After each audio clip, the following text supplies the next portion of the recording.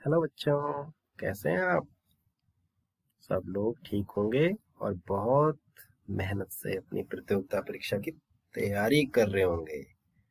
तो बच्चों, आज का टॉपिक बहुत इम्पोर्टेंट होने जा रहा है। ये आपके दैनिक जीवन में और आपके प्रतियोगिता परीक्षा के एंगल से भी बहुत इम्पोर्टेंट टॉपिक है, प्रॉफिट एंड लॉस। अधिकतर बच्चे इस प्रॉफिट एंड लॉस, हानि और लाभ का जैसी प्रश्न देखते हैं वो इससे क्या हो जाते हैं, घबरा जाते हैं। तो इस डाउट क्लियरिंग चैनल में आपको घबराने की जरूरत नहीं है, आपके हर डाउट क्लियर किए जाएंगे। तो प्रॉफिट एंड लॉस क्या होता है? प्रॉफिट मतलब लाभ और लॉस मतलब हानि। लाभ का मतलब हो गया आपका फायदा और हानि का मतलब सीधे शब्दों में नुकसान। तो इस तरह से हमारे इस तरह से टॉपिक बहुत से फॉर्मूले से आप जूझते हैं लेकिन आप समझ नहीं पाते, और आप कहाँ आपको इस तरह से खुश रहना चाहिए, कहाँ आप इस तरह से दुखी हो जाते हैं जब आपको समझ नहीं आता। तो ध्यान देने वाली बात यह है, प्रॉफिट एंड लॉस बहुत मुश्किल नहीं है। आप इस चैप्टर्स को आज जो क्लास आपको दी जा रही है उसे ध्यान से समझेंगे तो आपका लाभ ही लाभ होने वाला है, हानि नहीं होगी। तो हम एक एक करके टॉपिक को आगे क्लियर करते हैं। सबसे पहली बात आती है कॉस्ट प्राइस, क्रय मूल्य क्या होता है? जिस मूल्य पे ना कोई वस्तु खरीदी जाती है, माना आपने 10 रुपए की कोई चीज टॉफियां ली तो वो आपका क्रय मूल्य हुआ, तो उसे कहते हैं कॉस्ट प्राइस। और विक्रय मूल्य क्या होता है? Selling price. अगर आपने 10 रुपए की चीज ली और 12 रुपए में बेच दी तो 12 रुपए आपका सेलिंग प्राइस हुआ। सेलिंग प्राइस का मतलब विक्रय मूल्य। तो ज्यादातर दुकानदार और आप भी दैनिक जीवन में इस तरह के गतिविधियों से जूझते रहते हैं। तो आज एक एक टॉपिक को हम ऐसा क्लियर कर देंगे कि आपके दो तीन पीरियड्स में आपका क्लियर सब कुछ हो जाएगा। अब लाभ क्या होता है? यदि वस्तु का विक्रय मूल्य उसके क्रय मूल्य से अधिक हो। भाई कोई चीज आपने बेची और वो महंगी बेच दी आपने, तो आपको लाभ हुआ कि नहीं, फायदा हुआ कि नहीं? उसे ही लाभ कहते हैं, प्रॉफिट कहते हैं। माना आपने 15 रुपए की कोई चीज ली और 20 रुपए की बेच दी, तो आपने क्या हुआ? आपको लाभ हुआ। और हानि क्या हुई? अगर आपने 15 रुपए की चीज 10 रुपए में बेच दी, दैट मीन्स विक्रय मूल्य जो बेच मूल्य वो क्रय मूल्य से कम हुआ ना, तो वहां आपको हानि होगी। ठीक है, तो आगे बढ़ते हैं। प्रश्न किस तरह से? अब इस तरह से बड़ा आपकी किताबों में, कंपटीशंस की बुक्स में इस तरह से दिया होता है, बहुत लंबे चौड़े फॉर्मूले दिए होते हैं, लेकिन हम एक एक फॉर्मूले पे काम करेंगे और अच्छे से सीखेंगे। और बाकी आपने कहीं सामग्री देखी होगी, आपने कोई सामान लिया होगा तो उसमें इस तरह से लिखा होता है, ये देखो 455 रुपए 00 पैसे, 3799 00, और इस तरह कोक की बोतल पियोगे तो 50 रुपए। दरअसल ये क्या है?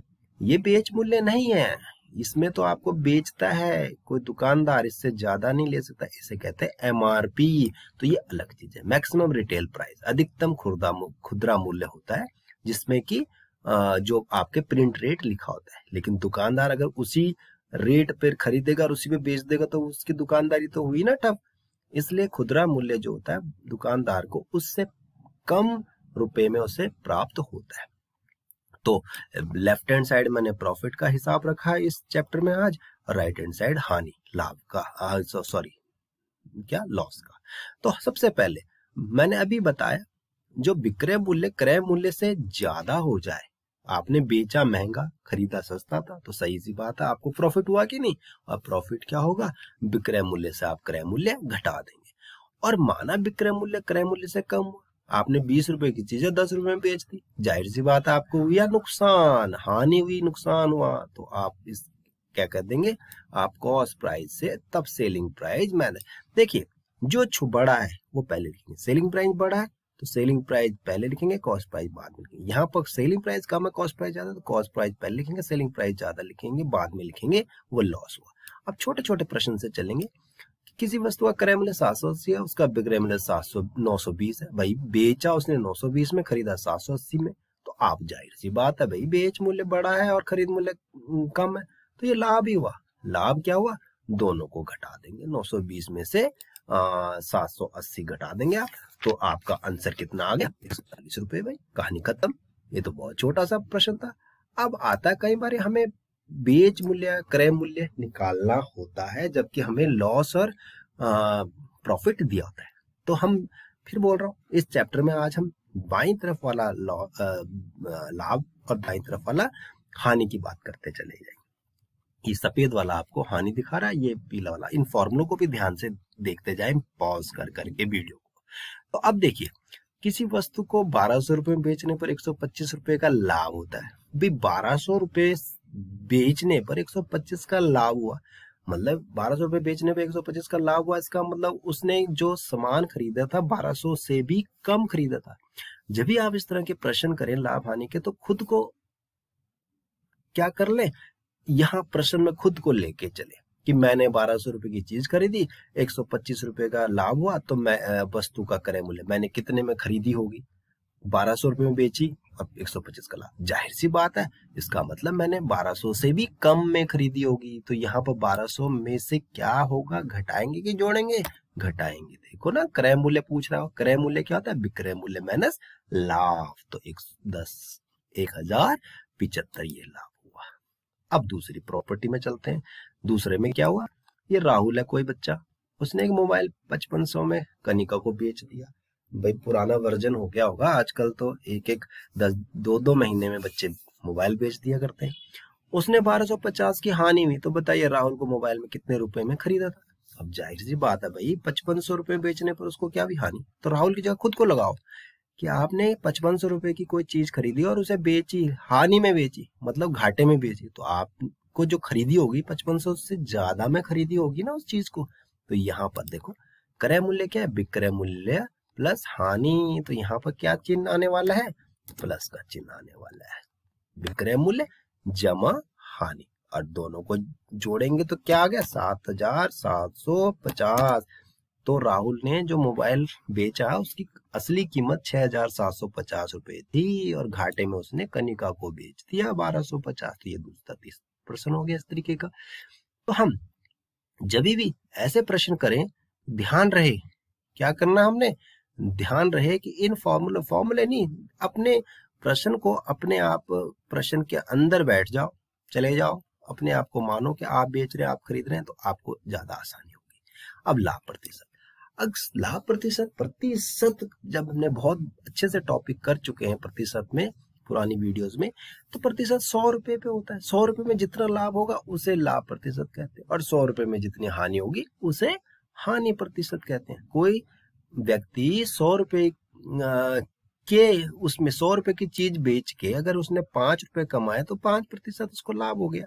और अगर 5% मतलब कि 5 रुपए कम हुए, उसके 95 रुपए की चीज बेची, 100 रुपए की चीज थी जो 95 बेची, तो उसे हानि हुई, 5 रुपए की हानि हुई, तो उसे प्रतिशत कहते हैं, हानि और लाभ प्रतिशत। अब छोटा सा ये फॉर्मूला याद कर ले, प्रॉफिट। जब हानि और लाभ हमेशा, जब रुपए दिए हो, हानि और लाभ हमेशा कॉस्ट प्राइस पे ही निकाला जाता है। कॉस्ट प्राइस का मतलब खरीद मूल्य, क्रय मूल्य, एमआरपी नहीं, खरीद मूल्य जिसमें आप खरीदते हैं, उस पे प्रॉफिट एंड लॉस हमेशा खरीद मूल्य पे निकाला जाता है अगर आपको रुपए दिए हो तो प्रॉफिट परसेंट क्या होगा, प्रॉफिट ऊपर लेना है, नीचे खरीद मूल्य या क्रय मूल्य गुना 100, और लॉस में लॉस ऊपर खरीद मूल्य और गुना 100। अब क्वेश्चन कैसे होगा, विपिन ने सामान्य ज्ञान की पुस्तक खरीदी 250 रुपए में और उसे 300 रुपए में बेच दी। तो जाहिर सी बात है भाई, महंगा बेच दिया उसने तो उसको फायदा हुआ कि नहीं, लाभ हुआ। तो लाभ कितना हुआ, 50 रुपए। तो हमारा फॉर्मूला लाभ प्रतिशत लाभ बटे क्रय मूल्य गुना 100। 50 रुपए का फायदा, 250 रुपए की क्रय मूल्य। क्रय मूल्य को ध्यान दीजिए, क्रय मूल्य को बिल्कुल आप दिमाग में रख लीजिए कि क्रय मूल्य पे ही आपने प्रश्न हल करने, अगर रुपए दिए हो तो। हम दूसरी स्थिति में भी जाएंगे जब रुपए ना दिए हो तो क्रय मूल्य, तो ये हटा दिया 50 पंजे 250 गुना 100, 20% आपका उत्तर आ गया। अब देखो 400 रुपए अंकित मूल्य के जूते में 300 रुपए में बेच जाता है कोई दुकानदार, तो छूट की दर क्या होगी, छूट कितने प्रतिशत दे रहा है वो। भाई दुकानदार कभी भी छूट देता है तो उसमें भी फायदा कमाता है, पर ध्यान रहे भाई, कहता है ना कि भैया 400 रुपए की चीज है, औरों को तो मैं 400 रुपए की लगाता हूँ, चलो आपको 320 की लगाता हूँ। तो जाहिर सी बात है दुकानदार इसमें भी फायदा लेता है।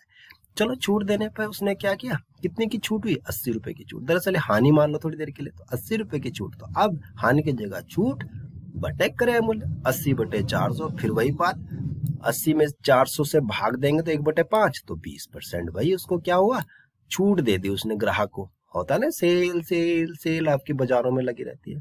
चलो अब ये बहुत इंपॉर्टेंट और बहुत एग्जाम में पूछे जाने वाला प्रश्न है प्रतियोगिता परीक्षा में, और कई बार ये पूछा गया है। 10 किताबों का क्रय मूल्य 8 किताबों के विक्रय मूल्य के समान है, तो लाभ प्रतिशत क्या होगा। भी कोई आपने 10 किताबें खरीदी और जितने रुपए में 10 किताबें खरीदी उतने रुपए में आपने 8 ही किताबें बेच दी, तो इसका मतलब आपकी 2 किताबों का लाभ हुआ ना। आपको 2 किताबें नहीं बेची आपने और 8 किताबों में उतना पैसा कमा लिया, तो इसका मतलब आपको लाभ हुआ। तो जहां पर यहाँ पर देखो रुपए पैसे कुछ दिए, 10 किताबें और 8 किताबें, कुछ नहीं दिया रुपए पैसे। तो ध्यान रहे जब रुपए पैसे ना दिया हो तो आपका लाभ प्रतिशत आपके विक्रय वस्तुओं पर निकाला जाता है। देखो 10 किताबें और 8 किताबें, 2 किताबों का फायदा हुआ तो लाभ क्या हुआ, 2 किताबें बटे विक्रय। एसपी कितनी किताबें थी, 8 किताबें बेची उसने, और खरीदी कितनी थी, 10 किताबें खरीदी थी, लेकिन बेच मूल्य 8 के बराबर है उसका, तो जाहिर सी बात है 2/8 गुना 100, 2 चौको 8, 100। तो कितना फायदा हुआ उस व्यक्ति को, 25% फायदा हुआ। चलो एक क्वेश्चन आपसे भी पूछते हैं। एक चॉकलेट बेचने पे दुकानदार को 10% का लाभ होता है, तो उसने 10 चॉकलेट बेची तो उसे कितने प्रतिशत का लाभ होगा भाई। आपको 2 सेकंड दिए जाते हैं, 1 2 हो गया काम। आप नहीं बता पाए, नहीं बहुत से बच्चों ने बता दिया। तो जब भी एक चॉकलेट बेचने पर 10% का लाभ होगा तो 10 चॉकलेट बेचने पे भी उसको कितना लाभ होगा, 10% ही होगा भाई। कई बच्चे जो अगर 100% सोच रहे हैं तो वो गलत सोच रहे हैं, 10% का ही लाभ होगा। 100% का तो मतलब जितने की चॉकलेट उतने की दुगने उसमें बेच दिया उसने, तो ये तो नहीं होगा ना ऐसा पॉसिबल। तो ध्यान रहे जब भी ऐसे प्रश्न आए तो गुना नहीं करना, 50 चॉकलेट हो चाहे 100 चॉकलेट बेचे, 10% लाभ में एक चॉकलेट बेचे तो 100 1000 10,000 चॉकलेट भी बेचेगा तो 10% का ही लाभ होगा उसका। ठीक है, तो अब एक प्रश्न और चलते हैं, बहुत इंपॉर्टेंट। विनोद ने 20 रुपए की 11 पेंसिल खरीदी और 22 रुपए की 10 पेंसिल बेच दी। तो बोलो आप खुद देखो प्रश्न की, ध्यान देखो ये लाभ हो रहा है कि हानि हो रही है इसमें। देखो 10 रुपए की 20 रुपए की 11 पेंसिल खरीदी और 22 रुपए की 10 पेंसिल ही बेची।